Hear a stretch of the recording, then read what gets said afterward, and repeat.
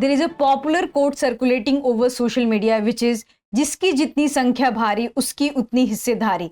As Nicholas Turks, who is a popular scholar, has rightly quoted that when you think of India, you cannot think without caste. It means that caste is a central theme of Indian society. And here everything is dependent on caste. Your political scenario, your economic scenario, your educational background and your social scenario. Everything depends upon the caste. And in this backdrop, there is a demand of caste census by various political activists and social thinkers and also the opposition leaders that there should be demand of caste census. And the data related to caste census is very important for the social upliftment of the marginalized section of the society.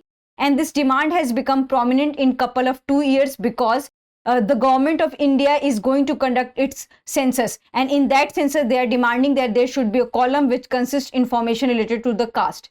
Hello everyone, welcome to the new series of Drishti IAS. I am Ritu and today we are going to discuss an important topic which is Bihar Caste Survey Report, and this topic is important from GS2 perspective. So moving to the points of discussion part.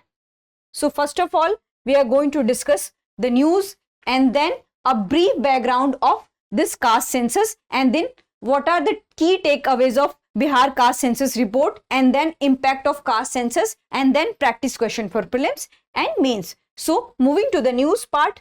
So we all know that on 2nd of October, which is also Gandhi Jayanti, Bihar government has released its caste data and Bihar Chief Minister Nitish Kumar has said that this caste data will provide justice to the marginalized section of the society. And what was the highlight of the caste census? That 63% of the population who are the OBCs of the state. So the majority belongs to the OBC in the state. So this is the highlight of the caste census, and since that time there is a lots of debate on social media and so many mainstream media are also discussing about the importance of caste census. So this is the brief news we are going to discuss in today's lecture. So moving to the next slide. Next slide is about that what is the background of this caste census or any other census. So in 1872, the first census has been carried out in India, but it was not in a systematic manner. So the first systematic census carried out in India is 1881.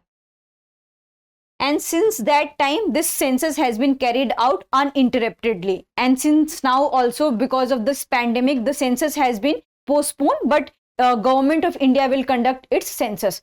So what we have seen that in independent India, we have this census of 1951. But there is a problem with the caste census. What last caste census data we have is 1931 census. And in 1941, there was a collection of caste data, but it was not published in a public domain. So whatever the data is related to the caste we have is 1931, which is also outdated in nature. So this is the brief background of the census as a whole and also the caste census. And since that time, we have this data. Moving to the next slide. Next slide is about that what are the hurdles against this caste census in Bihar, because this process was not smooth. Many petitioners had filed plea against the Patna High Court that this census is not appropriate, and they had challenged this census on two grounds. The first ground is that right to privacy, that it is hindering the demands and fundamental rights of the citizens, and the second thing is that the state has no authority to conduct such census. So on these two things, this census has been challenged in the Patna High Court. So how Bihar government has defended itself in the Patna High Court? So the Bihar government has said that in K. Puttaswamy case 2017, we have seen that there is a 3 layers of the privacy things, and if any persons and if any organization or if any state or whether it's union state or whether it's state government is carrying that 3 layers of the privacy concern. So if they are following that 3 layers of the requirements of the privacy, then there is no harm in conducting that thing. The second thing is that, the government of Bihar has also defended that there is also the constituent list in the Constitution of India. And in constituent list, there is a provision of in entry 20 that state government as well as the union government can collect data which requires for the upliftment of the masses and which also give justice to the social and economic justice of the marginalized section. So in that backdrop, Bihar government has decided that it will carry the caste census. And what was the stand of Patna High Court on this thing? So Patna High Court has said that it is perfectly valid, and it stated that if its intention is pure, it's for the public interest, and whatever the intention we can see in this whole caste data is for the development and justice. So it had highlighted two words, that it has been carried for the development and justice. So for this noble aim, it has allowed that the state should conduct its caste census. So it has not hindered any privacy of the people, and it has not used for the ostracization of the people. So it has for the justice of the people, for the development of the people, for the progress of the whole state. That's why this caste census has been conducted. So this was the High Court stand on this issue. So moving to the next slide. Next slide is about that what are the key takeaways from this caste census report. So this census has been carried out in two phases. The first phase was from January 7 to January 21, and in this phase the total household number was counted. So here we have collected the household numbers, and in the second stage, which has been carried out after 15th of April, we have seen that there was the data related to the caste, religions, and also the economic backgrounds, that who are staying outside, who are migrating. So these all are the crucial factors in context of Bihar state. So all this information has been carried out. Moving to the next slide. So next slide says that what are the numbers we have got from this caste census. So according to the caste census, we have got that so-called forward caste and also unreserved category consist 15.5% of the total population. And we have already discussed that highlight of this whole caste census was OBC population. So OBC consists 63.1% of the population, and in Bihar we already know that there is a subcategorization of OBC. So we have two kinds of categories in Bihar. The first is extremely backward classes and the second is backward classes. So in extremely backward classes, their population consists 36% and backward classes consist 27.1%. So this was the highlight of yesterday's caste census report, and we have seen that SC and ST cumulatively they belong to 21.3% of the population, and among them SC consists 19.7% of the population and ST consists 1.7% of the population. So why there is less SC in Bihar? Because in undivided Bihar there was more ST population, but Bihar got divided into Bihar and Jharkhand in 2000, and majority of its ST population went to Jharkhand. So there is a less representation of ST population in the Bihar. So moving to the next slide. So this data talks about that who are the majority in numbers. So among OBCs we can see that Yadav alone consists 15% of the population. It means that they are nearly 15% of the whole population of the state. Among the upper caste we can see that Brahmin consists 3.65, Rajput consists 3.45. So together they consist 10% of the population. And coming to the scheduled caste community, so we can see that the majority belongs to the Chamars and Dusas. So they consist around 55% of the population of the state. And coming to the religious data of the state, so around 81.99, which is around 82%, consisted by the Hindu population, and Islam followers are 17.7%. It means that around 18% we have Islamic population in the state, and others are very in minute number, like Christians belong to 0.05, Baudh is 0.085, Sikh is 0.01, and Jain is 0.009%. So they are very minute in number. Majority belongs to the Hindu, and Muslims are also in a very good position in Bihar. So this is the caste data, and we can see that who are the dominant communities of the Bihar. Moving to the next slide. Next slide is about the impacts of this census. And this is not, we are going to talk in terms of Bihar only. There will be the impact on whole India.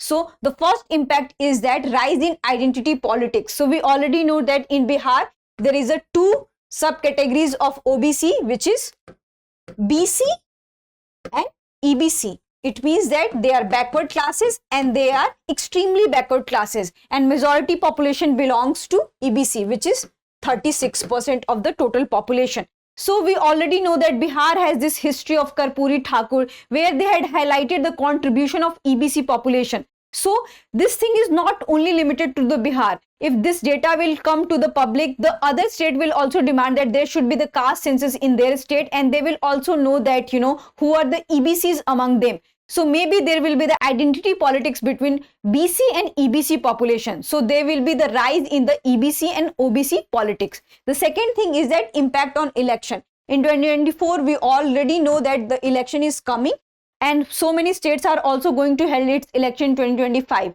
So it will create impact on those elections because OBC constitute largest majority of this whole Indian population.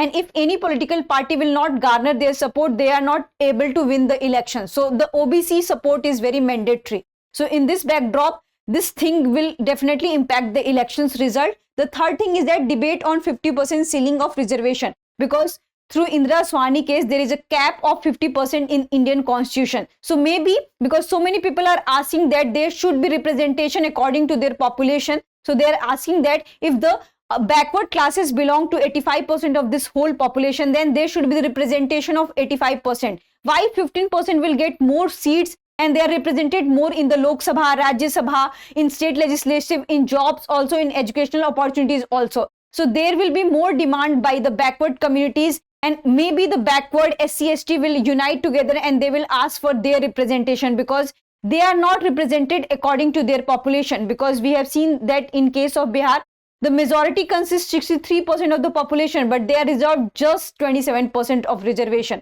So maybe they will ask reservation and representation according to their share of the population. The fourth thing is that we'll break the stereotype against the reserved candidates, because in jobs also, in many educational institutions also, we have seen that, so many people teases and so many people brand the OBC, SC/ST population as a quota student. But they already know that if they are majority in numbers, then there should be more representation by them. And OBC constitutes majority of the 50% of this population.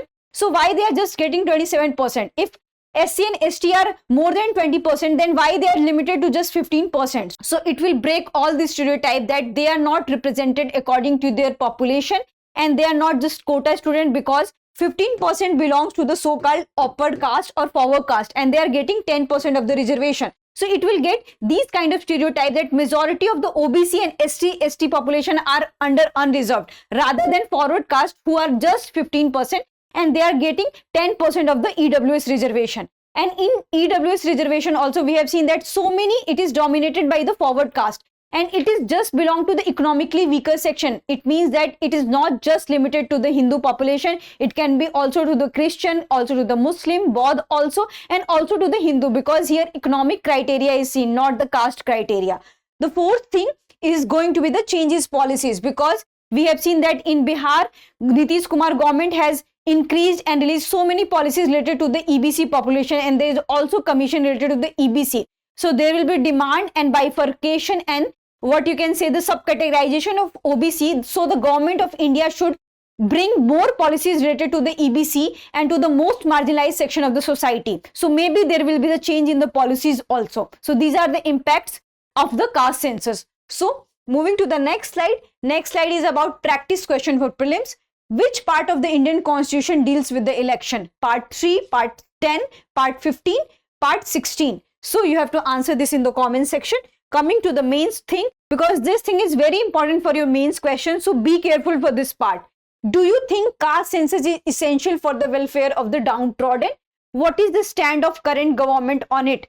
This part is very important and it can come in your mains examination, and it is very useful from BPSC also and from UPSC also. So first of all, you have to define caste census. So you have to give brief definition of caste census, and you can also write the background of the caste census, that last we have data is 1931 census data, and since that time we don't have any appropriate data of caste. So this thing you can write in your intro. Coming to that, do you think that caste census is essential for the welfare of the downtrodden? So you can take your stand. I am writing that it is essential for the welfare of the downtrodden. And how it is essential? So it will provide a step to equality, because the majority is belonged by OBC population, but they don't know how much the population share they have in this Indian society. So this will be the step to equality. The second thing is that it will, ease the policies instrumentation. It means that there is lots of problem in implementation of the policies, because government of India could not think that, okay, this community is more marginalized, that we have to introduce policies for this more marginalized community. So it will ease the government of India and also the state government that most marginalized should get the first kind of its reservation and also the policy related to it. So the second thing is that. Third thing is that there will be the more awareness among people that they are more aware about their identity, about their marginalization, about their backwardness. So they will work more for their upliftment of their own masses. So all these things will promote the equality in the society, and it will create positive affirmation to the society, and it will have a positive impact on the society, so that there will be the more equal society we will provide to the whole India. The second part of the question is that what is the stand of current government on it? So what is the current ruling BJP political party has stand on this, and what the union government is saying on this? So the first thing, they are saying that we are not able to conduct caste census this time because we have some technical problem. So the first thing, saying that India consists majority of its population, and there are thousands of castes in this country, so it's very difficult for them that how to classify caste and subcaste. So this will be very tedious process. The second thing is, they're saying that it will promote more casteism in the society, because we cannot know the people's caste, and it will also hinder the right to privacy of the people, because we cannot directly ask the caste of the people. The third thing, they are saying that it will be more economic and technical burden on the government of India, since government of India is already recovering from the pandemic phase. So we cannot take such kind of burden at this point of time. So this is the current government stand on it, that they are not willing to conduct caste census this time, and they have also given few reasons for it. So that's it for today's lecture. I hope you like this lecture. If you have any queries related to this lecture, kindly ask in the comment section. Thank you.